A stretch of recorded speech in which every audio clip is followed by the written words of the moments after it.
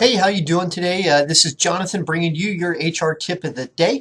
Today I wanted to talk about a common thing that happens amongst a lot of businesses, and that is employee advances. How do you deal with them? And excuse me, what do you do about them?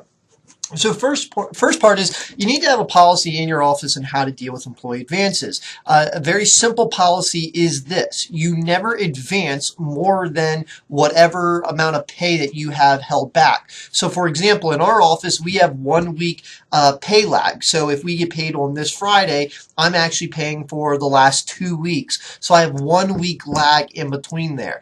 So if somebody were to come and say, hey, Jonathan, I want to advance, the maximum amount of the advance would be this week's current earnings.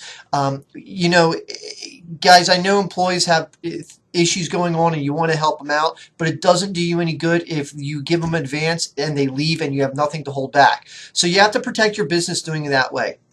The second thing is that we have a policy about is why is there a need for an advance? The reason is because we want to make sure that this isn't going to be something that's going to be repeated over and over and over and over again. It can also give you insight as to what's going on that may cause problems within your team.